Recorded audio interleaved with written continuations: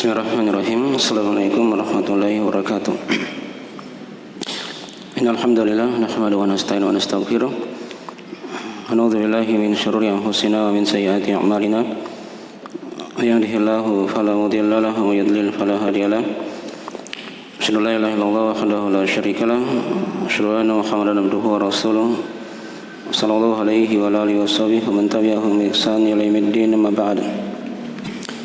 Ma'asyiral ikhwani wa fatifillah rahimani wa rahimakumullah. Pada malam hari ini kita akan lanjutkan dari pembahasan kitab Sittatul Mawadhi Minas Sirah, 6 tempat pelajaran akidah dari sirah Nabi sallallahu alaihi wa alihi wasallam, karya Syekh Muhammad bin Abdul Wahhab bin Sulaiman At-Tamimi An-Najri rahimahullahu taala. Nah, ini sesi yang ketiga dari pembahasan buku ini ya. Kita berada di tempat yang pertama dari pembahasan beliau rahimahullahu taala. Yang sudah dijelaskan dari pembahasan ini pada pertemuan sebelumnya tentang masalah awal turunnya wahyu. Tentang masalah awal turunnya wahyu. Ya. Dari awal turunnya wahyu, yang pertama adalah surah Al-Alaq. Sudah kita terangkan ya. 5 ayat pertama dari surah Al-Alaq. Iqra' bismi rabbikal ladzi khalaq, khalaqal insana min 'alaq, Iqra' wa rabbukal akram, alladzi 'allama bil qalam, 'allamal insana ma lam ya'lam. Itu diterangkan dalam hadis riwayat Al-Bukhari Muslim dari sahabat Aisyah radhiyallahu taala anha. Walaupun di sini penulis rahimahullahu taala menjelaskan bahwasanya awal dari surah yang turun adalah surah Al-Mudaththir. Ini maksudnya setelah surah Al-Alaq disusul dengan surah Al-Mudaththir. Ya. Itu pun tidak semua ayat di surah Al-Mudaththir yang turun ya. Diterangkan di sini ada 7 ayat. Ya, ada 7 ayat. Ya ayyuhal mudaththir qum fa'anzir wa rabbaka fakabbir wa thiyabaka fatahhir warrujza fahjur wa la tamnun tastakthir wa li rabbika fasbir. Ya, itu 7 ayat yang turun setelah surah Al-Alaq. Nah, jarak antara surah Al-Alaq dan surah Al-Mudaththir itu ada silang pendapat ya di kalangan ulama. Yang jelas ada masa di situ kekosongan dari wahyu yang turun. Ada yang mengatakan antara surah Al-Alaq dengan surah Al-Mudaththir hanya beberapa hari saja. Ada yang mengatakan sampai 40 hari. Pendapat yang kedua ya. Pendapat yang ketiga ada yang mengatakan sampai 6 bulan. Ya. Di situ tidak turun ayat antara surah Al-Alaq dengan surah Al-Mudaththir. Pendapat yang keempat ada yang mengatakan antara keduanya itu 2 tahun. Ya. Jaraknya 2 tahun. Dan pendapat yang kelima ada yang mengatakan jarak antara keduanya itu sampai 3 tahun. Ya, sampai 3 tahun. Nah, ini pendapat-pendapat ya. Ada 5 pendapat diterangkan oleh para ulama. Jarak antara turunnya surah Al-Alaq dengan surah Al-Mudaththir. Ya. Yang jelas ada jarak di situ. Ya. Ada masa fatrah. Ya. Kosongnya wahyu yang turun kepada Rasulullah sallallahu alaihi wasallam. Baik. Adapun hadis yang menjelaskan tentang turunnya surah Al-Mudaththir ini itu diterangkan ya dalam riwayat Al-Bukhari Muslim. Diterangkan dalam riwayat Al-Bukhari dan Muslim. Ya, ketika Nabi Shallallahu Alaihi Wasallam seperti kebiasaan beliau ya sebelumnya, beliau menyendiri di Gua Hira. Ya, setelah habis perbekalan beliau turun kembali kepada Khadijah. Ya. Nah, di pertengahan jalan itu beliau dipanggil oleh suara yang memanggil beliau. Dia balik ke kanan, tidak ada orang. Beliau balik ke kiri, juga tidak ada orang. Ya. Dipanggil beliau. Nanti beliau lihat ke atas, ternyata beliau melihat malaikat Jibril duduk di antara langit dan bumi. Ya, di atas kursi. Di atas kursi. Dan dalam rupa aslinya. Dalam rupa aslinya. Ya. Bisa dibayangkan ya. Di waktu yang sepi seperti itu, ya, tidak ada orang, melihat malaikat Jibril dengan rupa aslinya duduk antara langit dan bumi. Ya, dimaklumi ya, malaikat Jibril itu punya 600 sayap. Punya 600 sayap. Satu sayap kalau dibuka itu bisa menutupi langit yang kita lihat di atas kita ini. Ya. Itu baru satu sayap kalau dibuka, belum sayap-sayap yang lainnya. Itu besarnya malaikat Jibril seperti itu. Jadi ketika Nabi melihat bentuk asli dari malaikat Jibril, beliau langsung gemetar. Ya. Beda dengan yang datang di Gua Hira kan, di surah Al-Alaq. Kalau di surah Al-Alaq itu malaikat Jibril itu menjelma menjadi manusia. Beliau menjelma menjadi apa? Manusia biasa, masuk dalam goa. Iya. Tapi kalau ini tidak. Beliau melihat dengan rupa aslinya. Malaikat Jibril duduk di antara langit dan bumi. Maka beliau langsung bersegera pulang kepada Khadijah dan beliau diminta untuk diselimuti. Ya, dathiruni, selimuti aku. Turunlah ayat-ayat yang ada di surah Al-Mudaththir. Ya ayyuhal mudaththir, wahai orang yang berselimut. Ya, dipanggil seperti itu karena Nabi SAW di waktu itu sedang apa? Berselimut. Ya, saking takutnya beliau. Ya ayyuhal mudaththir, wahai orang yang berselimut, kum fa'anzir. Ya. Berdirilah kamu, berikanlah peringatan. Wa rabbaka fakabbir, dan Rabbmu agungkanlah. Wa thiyabaka fatahhir, dan pakaianmu sucikanlah. War rujza fahjur, dan ar-rujz berhala-berhala, patung-patung, ya, tinggalkanlah.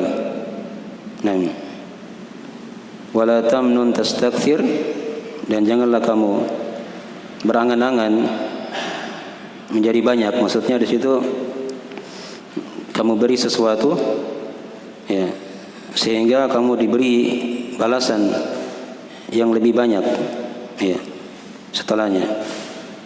Wali rabbika fasbir, dan kepada Rabbmu lah hendaknya engkau bersabar. Nah, ini 7 ayat yang turun kepada Rasulullah sallallahu alaihi wasallam. Ya. Dan kita akan terangkan dari penafsiran ayat ini di pengajian malam ini ya. Itu masalah yang kedua diterangkan di situ ya, di pembahasan di buku diktatnya ya. Itu tafsir ayat-ayat surah Al-Mudaththir. Baik.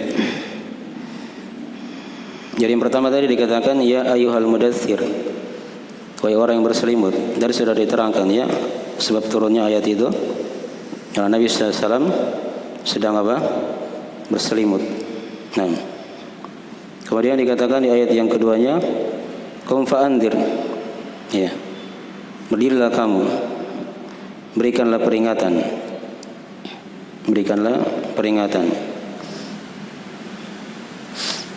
Ya, Nabi diperintah oleh Allah untuk berdiri, bangkit, dan memberikan peringatan.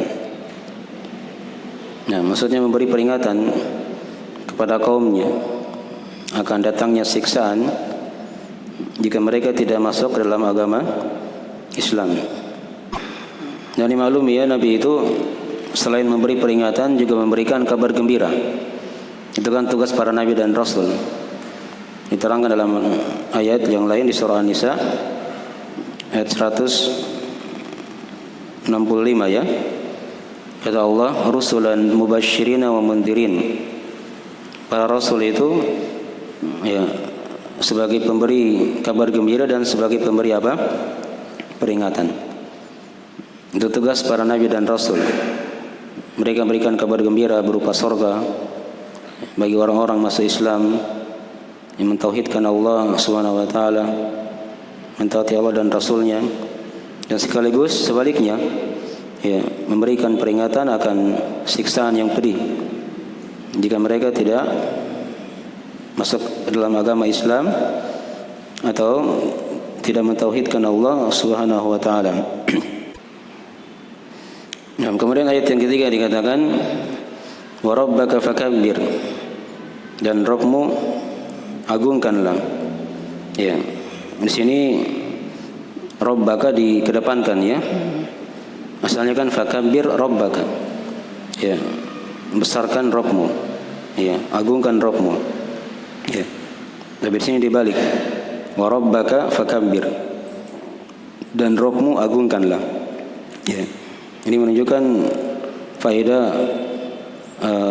mengkhususkan ya, kata para ulama. Ya. Taksis. Nah, hanya kepada Rabbmu hendaknya engkau membesarkan, mengagungkannya. Baik. Rabbaka fakabbir. Dan Allah itu dibesarkan, diagungkan, dimuliakan pada 5 perkara. Ya, pada 5 perkara. Itu makna dari takbir ya. Ini yang harus kita pahami juga ya ketika kita salat. Ketika kita membaca apa? Allahu Akbar. Ya, Allah Maha Besar. Itu ada 5 cakupan kata para ulama. Dari pembesaran kepada Allah, pengagungan dan pemuliaan kepadanya. Yang pertama, Allah dibesarkan, dimuliakan, diagungkan pada rububiyahnya. Pada rububiyahnya. Ya, sekira sudah dipahami ya. Kalau istilah rububiyah sudah kita bahas di kitab-kitab sebelumnya. Itu Allah yang Maha Mencipta, mengatur, menguasai, kembali kepada perbuatan-perbuatan Allah. Kemudian yang kedua, Allah dibesarkan, dimuliakan, diagungkan pada uluhiyahnya. Ya, Dialah Allah yang disembah semata, tidak ada syarikat baginya. Ya, itu mana dari takbir juga. Kemudian yang ketiga, dari pembesaran kepada Allah Subhanahu wa taala, pemuliaan dan pengagungan kepadanya. Allah dibesarkan, dimuliakan, diagungkan pada nama-nama dan sifatnya. Pada nama-nama dan sifatnya. Ya. Kemudian yang keempat, Allah dibesarkan juga, dimuliakan, diagungkan pada takdir dan ketentuannya. Pada takdir dan ketentuannya. Dan yang kelima dari makna takbir, yaitu Allah dibesarkan, dimuliakan, diagungkan pada agama dan syariatnya. Pada agama dan syariatnya. Ini yang bagusnya kalau hadir ya dalam salat. Ketika kita membaca Allahu Akbar, ya, direnungkan tadi itu dari mana-mana takbir, pembesaran kepada Allah, pengagungan kepadanya, pada rububiyahnya, pada uluhiyahnya, pada nama dan sifatnya, pada takdir dan ketentuannya, pada agama dan syariatnya. Itu kalau hadir perkara itu akan membuat salat itu menjadi besar pahalanya ya, di sisi Allah Subhanahu wa taala. Tapi di sini juga ada penafsiran yang lain lagi dari sebagian ahli tafsir. Dari mana wa rabbaka fakabbir, maksudnya agungkanlah Allah dari segala hal yang diucapkan oleh para penyembah berhala. Oleh para penyembah berhala. Ini yang diterangkan oleh Imam Al-Baghawi rahimahullahu taala. Agungkan Allah dari segala hal yang diucapkan oleh para penyembah berhala. Baik. Jadi dari mana-mana ya. Wa rabbaka fakabbir. Kemudian ayat yang keempat, wa thiyabaka fatahhir. Dan pakaianmu sucikanlah. Ini sama tadi ya. Asalnya fatahhir thiyabaka, sucikan pakaianmu. Tapi dibalik. Ya. Wa thiyabaka fatahhir. Dan pakaianmu sucikanlah. Ya, pakaian di sini kata para ulama ada dua penafsiran. Ada pakaian yang bermakna hissi, yang terlihat ya, yang telah kita maklumi. Ya, yang kedua ada pakaian ma'nawi. Ada pakaian ma'nawi. Ini sudah kita bahas juga dulu ya di kitab Ta'zim al-Ilm. Ya. Walaupun ada penafsiran-penafsiran yang lain dari ayat ini, nah, tapi kembalinya kepada dua tadi itu.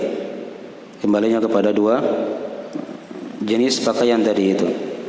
Pakaian hissi yang terlihat dan pakaian ma'nawi yaitu hati, jiwa. Itu yang dibersihkan. Nah, dan kebanyakan ahli tafsir ya, mereka berpendapat dengan pendapat yang kedua. Pakaian di situ adalah pakaian ma'nawi. Adalah pakaian ma'nawi. Sucikan hatimu, sucikan jiwamu. Ya. Nah, dari dosa dan maksiat, dari kesyirikan, dari bid'ah, al-kabair. Nah, mungkin dari isyarat-isyarat ya. Seorang ketika dia awal belajar ilmu agama, hendaknya dia hiasi dengan adab-adab, ya, dengan adab-adab. Tadi kan di awal sudah diterangkan, ya, ya ayyuhal mudaththir, wahai orang yang berselimut, dipanggil, nah, kum fa'anzir, bangkit, berikan peringatan. Itu dari semangat ya dalam berdakwah, menyampaikan kebenaran dan seterusnya. Dalam beramal, ya wa rabbaka fakabbir. Ya, seorang yang mempelajari ilmu itu hendaknya dia agungkan Allah, dibesarkan Allah, dia muliakan Allah. Yang sudah diterangkan tadi dari makna-maknanya. Kemudian dari adab yang lain, wa thiyabaka fatahhir. Dan pakaianmu, hatimu, jiwamu, ya, serta pakaian his, itu dari penafsiran-penafsirannya ya, sucikanlah. Di sini banyak penafsirannya, tapi saya tidak terangkan semua. Ada banyak diterangkan oleh para ahli tafsir. Tapi intinya kembali pada dua tadi itu. Ayat yang kelima, warrujiz fahjur. Dan rujiz itu bisa dua bacaan di situ ya. Bisa dibaca di dhamma ra-nya warrujiza, dan bisa juga di kasrah ra-nya warrijiza. Ya. Warrijiz fahjur. Dan berhala, patung, anak yang kamu tinggalkan. Ya. Dan juga ada yang menafsirkan ar-rujiz, dia adalah siksaan. Ya. Adalah siksaan. Karena peribadahan kepada patung, kepada berhala itu mengantar kepada apa? Kepada siksaan Allah Subhanahu wa taala. Ada juga yang mengatakan ar-rujiz adalah kesyirikan. Adalah kesyirikan. Jadi kalau maknanya kesyirikan, berarti kesyirikan hendaknya kamu tinggalkan. Ada yang mengatakan rujiz itu artinya syaitan. Artinya syaitan. Dan syaitan hendaknya kamu apa? Tinggalkan. Nah, ini adab-adab juga ya diperhatikan dalam belajar. Ya, kalau dia tahu penafsiran-penafsiran ini, kesyirikan, berhala, patung, ya, syaitan, nah, itu hendaknya dijauhi ya, agar ilmu itu mudah masuk dalam hati. Ya. Dan ayat yang ke-6, wala tamnun tastakthir, dan jangan kamu memberi dengan harapan mendapat balasan yang lebih banyak. Ini hati-hati ya, ini ditegur sini ya. Nabi SAW diingatkan, jangan kamu beri sesuatu kemudian kamu harapkan di belakangnya itu balasan yang lebih banyak ya, balasan yang lebih banyak. Ada juga yang mengatakan dari makna wala tamnun tastakthir, maksudnya jangan kamu banggakan amalanmu ya, jangan kamu banggakan amalanmu. Ada juga yang mengatakan wala tamnun tastakthir, jangan kamu menganggap kebaikanmu sudah banyak sehingga kamu melemah mengerjakan apa? Kebaikan-kebaikan. Dan kemudian juga dari mana wala tamnun tastakthir ya, jangan kamu mengatakan kepada manusia bahwasanya kamu itu seorang nabi sehingga kamu mengambil upah dari mereka. Tapi ini diantara dari mana-mana ya, wala tamnun tastakthir.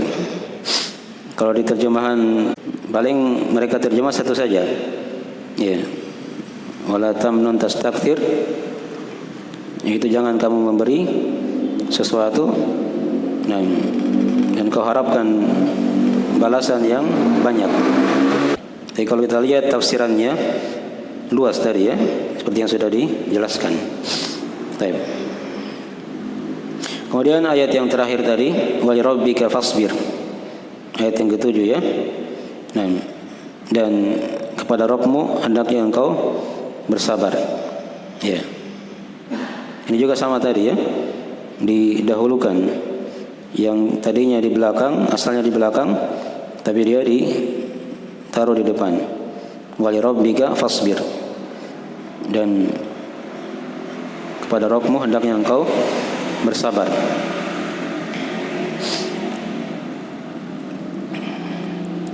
Ya, bersabar di atas ketaatan, di atas kewajiban, meninggalkan dosa dan maksiat.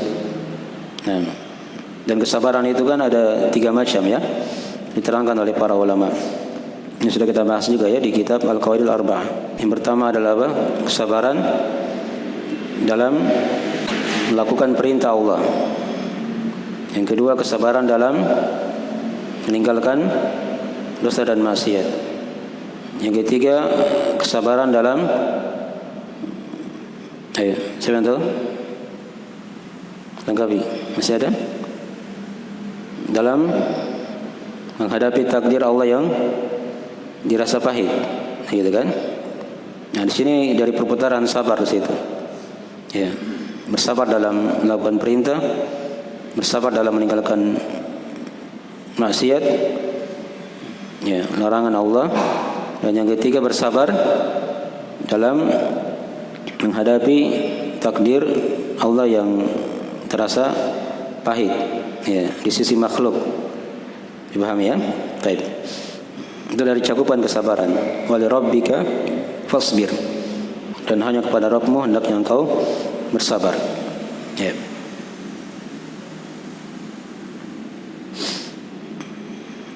Ada bahasa yang lain lagi kalau dari uraian para ulama dari pembagian sabar tadi itu. Jadi ada yang bagi 3, ada yang bagi 2. Tapi ini tidak berentangan ya. Jadi kalau tadi ada yang bagi 3 seperti yang sudah dijelaskan, ada juga yang membagi 2. Sabar itu ada 2 macam. Ada sabar dalam hukum Allah yang kauni, ada sabar dalam hukum Allah yang syar'i. Ini tidak berentangan ya. Kalau hukum Allah yang kauni ini tadi, bersabar pada takdir dan ketentuan Allah Subhanahu wa taala. Kalau hukum Allah yang syar'i, itulah tadi mencakup perintah dan larangan. Ya. Jadi terserah mau bagi berapa, mau bagi 2 atau mau bagi berapa? 3. Yang jelas lihat dari pembagian-pembagian ini. Itu kadang dari uraian para ulama supaya tidak bingung ya ketika membaca pembahasan masalah kesabaran. Baik. Jadi ini dari 7 ayat ringkas. Nah, dari ayat-ayat yang turun ya setelah surah Al-Alaq. 7 ayat dari surah Al-Mudaththir. Dan padanya banyak pelajaran-pelajarannya kalau kita ingin uraikan dari faedah ya.